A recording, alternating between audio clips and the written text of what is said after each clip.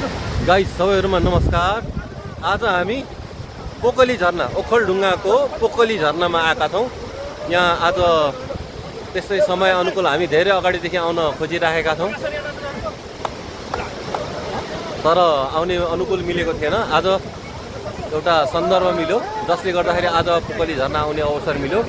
तपाईहरुलाई पनि म यहाँ देखाउन लागिरहेको छु। यो पोकली झरना चाहिँ यो पोकली झरना चाहिँ एकदम प्रसिद्ध झरना हो। यहाँ चाहिँ अलिकति भौगोलिक वातावरण र सडक पूर्वाधारले गर्दाखेरि आउन जानलाई चाहिँ समस्या छ। तर यो हाम्रा बच्चाले हामीले पनि हिजो चाहिँ यो सामान्य ज्ञानमा पोकली झरना भनेर पढ्ने गरेका थियौँ। आज हामी यो झरनामा आउने अवसर मिलेको छ।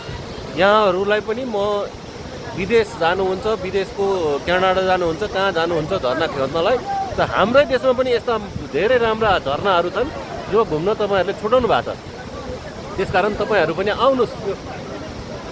काठमाडौँबाट धेरै टाढा छैन। काठमाडौँबाट मन्थली हुँदै रामेछापको मन्थली हुँदै धोबी बजार हुँदै हामी यो डाँडे सिरिसे भएर ओखलढुङ्गाको पोकली झरनामा आउने बाटो रुट हो। तपाईहरु पनि आउनु होला। यो एकदमै रमणीय स्थान छ, रमणीय ठाउँ छ। तपाईहरु चाहिँ घुम्न चाहनुहुन्छ भने यो एकदमै राम्रो ठाउँ छ, आउनु होला भन्ने म अनुरोध गर्दछु। एकदम राम्रो ठाउँ छ, एकदम रमाइलो छ।